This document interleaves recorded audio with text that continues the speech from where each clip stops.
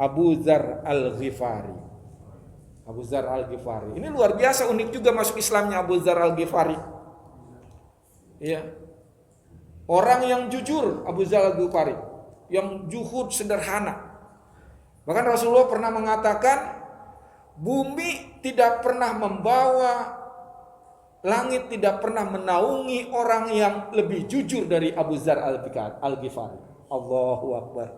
Dipuji oleh Rasulullah seperti itu, kan kualitasnya luar biasa dahsyatnya. Ketika Abu Dzar ini tinggal di perbatasan Syam, di sebuah dusun yang bernama Al-Ghifari. Orang dulu itu sering nama belakangnya adalah tempat wilayahnya di mana dilahirkan. Dia mendengar ada seorang nabi di Mekah, maka mengutus saudaranya untuk ngecek kebenarannya. Kamu sana ke Mekah, cari orang yang namanya Muhammad, dia ngaku nabi, kamu selidiki bagaimana profilnya. Berangkatlah saudaranya. Dia selidiki, singkat kata pulang lagi.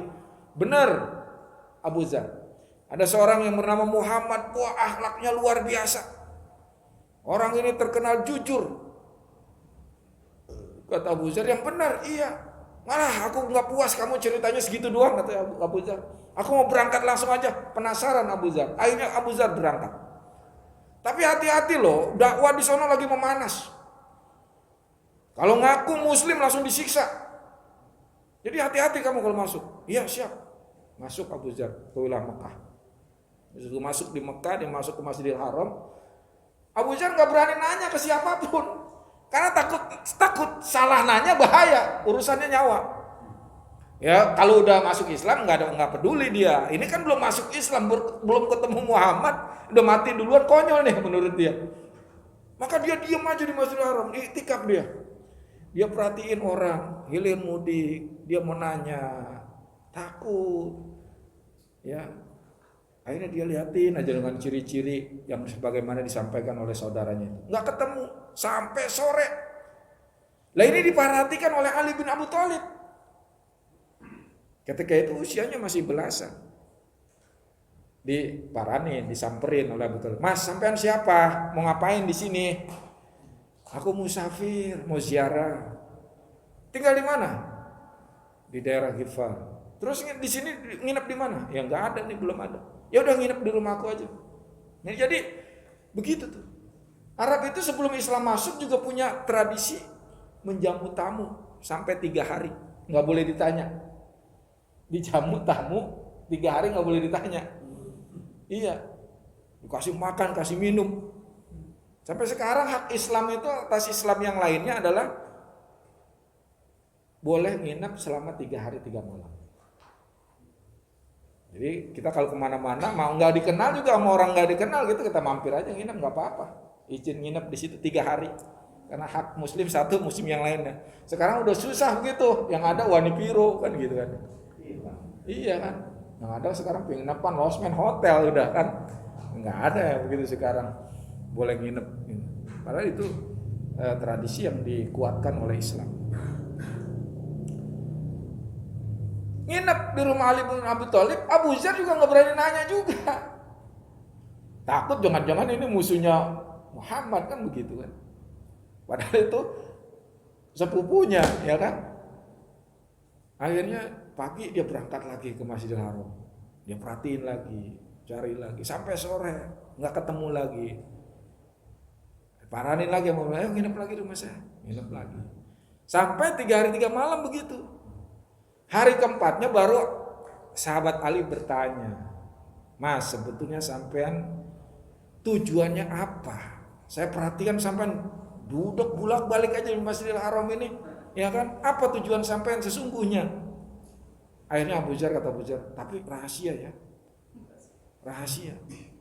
Jangan sampai ketahuan orang lain dan aku minta siapapun engkau, kalau aku jujur jangan diapa-apain. Emang ada apa? Aku mencari seorang nabi yang lagi viral saat ini. Iya kira-kira begitu. Dulu belum kenal viralnya belum.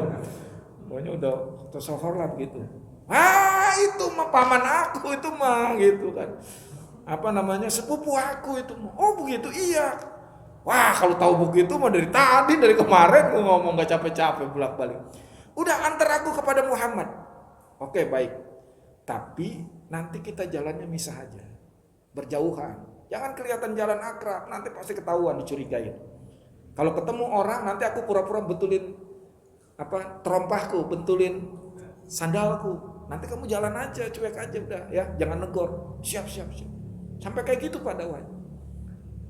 Sampai akhirnya kemudian sampailah Abu Dzar di hadapan Rasulullah, langsung berikrar bersyahadat kepada Rasulullah. Kata Rasulullah, sembunyikan Islam. Karena Rasulullah tahu lagi panas itu. Sembunyikan Islam. Rasulullah kasihan bukan apa-apa. Tapi inilah sahabat, begitu masuk Islam, nggak ada kemudian sahabat-sahabat yang utama itu yang sembunyi begitu. Malah bangga, malah ingin cepat bagaimana Islam itu besar. Akhirnya apa? Abu Dzar langsung naik ke bukit. Saudara-saudara semuanya, aku ini udah masuk Islam. Akhirnya apa yang terjadi? Digebukin sama orang-orang, sama reman-reman Mekah digebukin semuanya itu. Abu Dzar cerita dalam riwayat, mukanya seperti bata merah. Karena saking banyaknya darah, digebukin habis. Selesainya digebukin, itu gak berhenti digebukin adalah datang Abbas, pamannya Rasulullah. Waktu itu belum masuk Islam Abbas. Stop kata Abbas. Kampean ini gegabah sekali. Kamu tahu siapa orang ini? Enggak kenapa. Ini orang dari Ghifar, dari suku Ghifar nanti. Kalau sampai mati orang ini, selesai dagang kita, dicegat di jalan kita, habis urusan perdagangan kita. Yang benar, iya. Lepas akhirnya. Udah kayak maling ayam Abu Dzar itu. Dilepas akhirnya. Besok kagak kapok Abu Dzar. Dia diri lagi di bukit, dia ngomong lagi, khutbah lagi dia. Kesel lagi orang-orang Mekah, gebukin lagi. Habis dia gebukin, datang lagi Abbas, ngingetin lagi. Tapi ini reseh banget nih kata orang. Udah jarin aja, daripada kalian mau jatuh miskin. Perdagangan kita hancur, kita nggak bisa berdagang ke Syam. Habis kita di embargo nanti. Akhirnya sadar juga. Sampai 3 kali begitu Pak. Sampai 3 kali Abu Dzar itu luar biasa. Sampai 3 kali. Akhirnya ditegesin lagi sama Abbas. Akhirnya mereka nyerah juga. Udahlah biarin diemin aja. PA nih orang katanya gitu kan. Sampai kayak gitu. Akhirnya Abu Dzar menjadi salah satu orang yang mendukung Rasulullah yang luar biasa. Dakwahnya, ikut perang semuanya Abu Dzar itu. Kemana Rasulullah tetap melindungi Abu Dzar.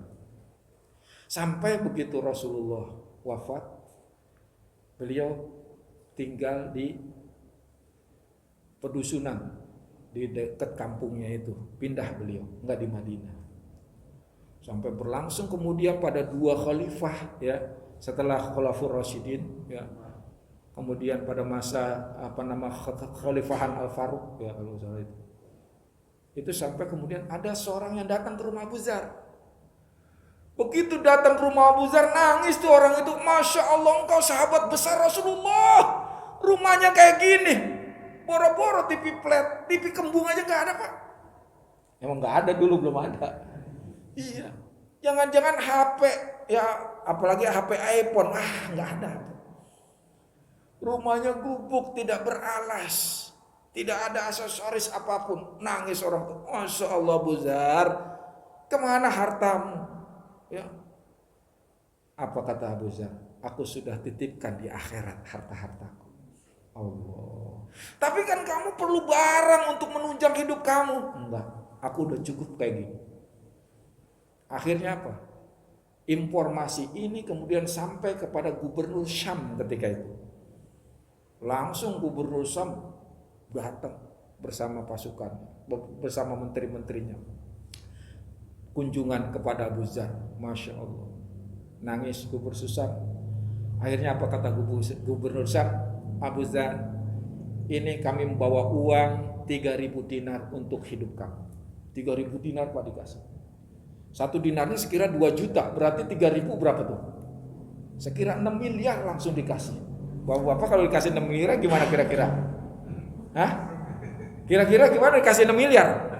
Lah kawin lagi. Iya kan? Masya Allah. Iya. 6 miliar Pak dikasih. Apa kata Abu Dzar? Gubernur, emangnya kamu udah gak bisa mendapati orang yang lebih miskin dari aku apa? Sampai kamu ngasih aku. Kata Abu Dzar, Allahu Akbar. Emangnya kamu nggak bisa mendapati orang yang lebih hina dari aku, yang lebih rendah dari aku, yang lebih miskin dari aku, sampai aku engkau kasih gitu. Maaf, aku nggak nerima pemberian. Masya Allah, 6 miliar ditolak oleh Abu Dzar. Maka kalau zaman sekarang kayaknya udah hanya di komik kayaknya begitu ya. Iya, udah susah dah, apalagi lagi corona begini ya. Allah, niat duit hijau-hijau banget. Ya. Abu Dzar nolak. Masya Allah, luar biasa. Maka masa yang paling terbaik adalah masa sahabat. Masa Rasulullah dan masa sahabat itu yang terbaik. Karena mereka benar-benar jihadnya luar biasa. Pegang teguh imannya dahsyat. Harta itu hanya penunjang saja. Ya. Makanya menjadi Islam cepat nyebar, cepat kuat seperti itu. Ya. Sekarang banyaknya doang. Ya. Banyaknya doang sekarang tuh seperti buih, Masya Allah. Mudah-mudahan Islam kembali cepat jaya kembali. Amin ya Rabbal alamin. Barangkali itu dulu yang kami sampaikan. Mudah-mudahan ada manfaatnya. Kita membaca doa ya Fatihah lagi. Semoga saudara-saudara kita yang sakit semoga diangkat penyakitnya. Karena sudah beberapa banyak sahabat saya juga banyak yang sakit satu keluarga ya. Dan makanya kalau ada vaksin segeralah vaksin ya. Insya Allah vaksin itu udah halal ya, sertifikat MU-nya udah halal, BPOM-nya udah resmi, maka vaksinlah ya. Sebagai ikhtiar kita yang terbaik, kita pakai masker setiap hari, vaksinnya kagak rentan. Yang utama kan adalah jaga imun, ya kan? Imun. Kalau kita nggak pakai masker, imunnya kuat tetap, ya kan? Apalagi kalau kita divaksin, maka kalau vaksinlah, insya Allah. Itu menjadi ikhtiar kita yang paling terbaik begitu, sekaligus agar supaya normal kembali. Mengapa Eropa sudah normal, Amerika sudah normal? Karena sudah lebih dari 70% divaksin penduduknya. Jadi vaksin adalah solusi supaya kita normal lagi hidupnya gitu loh. Kemana-mana enggak di lockdown, susah penyekatan segala macam. Ini ngaji sekarang masjid banyak lockdown juga nih. Saya hari ini aja masjid di Asmaul Husna di lockdown, kagak khutbah juga. Ya kan, kajian beberapa di lockdown. Ini kita prihatin ini, ngeri kalau sampai terus berlangsung. Maka salah satu untuk menormalkan supaya keagamaan kita berlangsung sehat lagi, normal lagi. Yuk vaksin bareng-bareng, serukan untuk vaksin semuanya. Kalau udah vaksin, insya Allah normal lagi. Ya, itu solusinya yang terbaik saya kira. Ya, untuk ya persoalan kena atau enggak kan Allah urusannya, ya kan.